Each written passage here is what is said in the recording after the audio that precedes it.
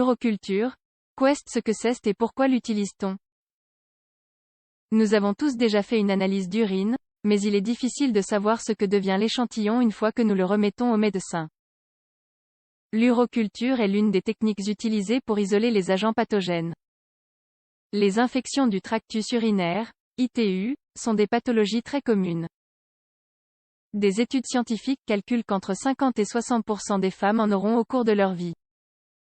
Beaucoup de germes peuvent les provoquer mais, par chance, l'uroculture sert à détecter l'agent qui en est responsable. En 1995, le coût direct et indirect de ces infections aux États-Unis atteignait, de façon annuelle, les 2000 millions de dollars. Par conséquent, savoir identifier l'agent pathogène qui déclenche chaque cas est essentiel pour la récupération du patient. Pourquoi utilise-t-on une uroculture? Dans un premier temps, il faut bien souligner qu'une uroculture et une analyse d'urine ne représentent pas la même chose.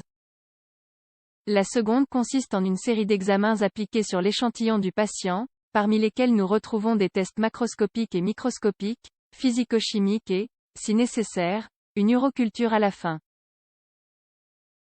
Par conséquent, toutes les analyses d'urine ne requièrent pas une uroculture pour déterminer un diagnostic.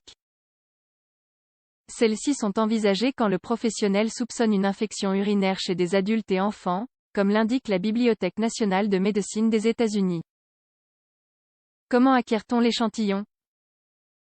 La majeure partie du temps, l'échantillon d'urine sera prélevé à la maison et sera ensuite emmené au centre médical de confiance du patient. Retrouvez maintenant chacune des étapes de façon détaillée. Obtention de l'échantillon. Il s'agit d'une étape cruciale dans le processus de récupération de l'urine. Le liquide peut en effet être contaminé par des bactéries commensales de la peau et des conduits génitaux urinaires du patient. Selon la Société américaine de microbiologie, on considère comme valide un échantillon avec moins de 5% de contamination. Il existe plusieurs types de récupération de l'échantillon, mais nous allons ici nous concentrer sur le plus typique de tous. Le patient doit uriner dans un petit récipient à la maison et ensuite l'emporter dans un centre médical. Lors de ce processus, les règles suivantes doivent être respectées. Il doit s'agir de la première urine du matin car c'est la plus concentrée. Il ne faut pas ingérer trop de liquide avant d'uriner car l'urine serait trop diluée. On recommande de récupérer un volume de 25 à 50 ml. La quantité minimale avec laquelle on peut réaliser une uroculture est de 3 ml. Il faut ici souligner que l'échantillon peut s'obtenir à travers d'autres techniques, comme la ponction vésicale ou un cathétérisme vésical transitoire. Ces techniques sont plus aseptiques que la miction mais il s'agit de procédés beaucoup plus invasifs qui ne s'appliquent que dans des cas exceptionnels. Que se passe-t-il avec l'échantillon? Selon les portails médicaux déjà cités, plusieurs analyses sont effectuées lors d'une uroculture, même si la plus commune est l'ensemencement microbiologique. Voici ses particularités. On utilise une anse d'ensemencement et on répand l'échantillon d'urine sur un milieu propice à la croissance bactérienne, généralement composé d'un mélange de gélose nutritive sur une plaque de pétri. On incube l'échantillon ensemencé pendant 16 ou 18 heures à 35 à 37 degrés Celsius. Une fois incubé, on compte les colonies bactériennes qui ont grandi, ou non, sur la plaque. Le postulat est simple, si les bactéries sont présentes dans l'urine du patient, elles se multiplieront lors de l'uroculture. Cela permet de savoir si la personne est infectée ou non et, à travers des tests postérieurs, ou s'il s'agit du milieu spécifique pour ce pathogène, on pourra découvrir l'agent exact responsable de l'infection. Symptômes d'une infection urinaire. Savoir si vous avez besoin ou non d'une uroculture pour remédier à une gêne qui persiste peut être un problème. Nous allons donc vous présenter les symptômes les plus communs d'une infection des voies urinaires. La clinique Mayo nous parle des suivants. Besoin impérieux et constant d'uriner. Sensation de brûlure au moment de la miction. Urine de couleur trouble, rouge ou avec une odeur forte.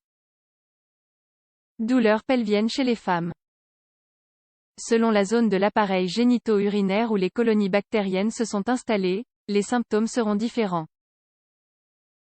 Malgré cela, la présence des signes déjà décrits avec des épisodes de fièvre et de douleurs abdominales sont très communs. Résultats de l'uroculture. Les résultats de l'examen sont simples à interpréter. La valeur prolifération normale indique que tout est en ordre et on peut donc écarter une infection bactérienne chez le patient. Un examen avec un résultat positif, lui, implique la présence de bactéries ou de champignons dans une zone du tractus urinaire.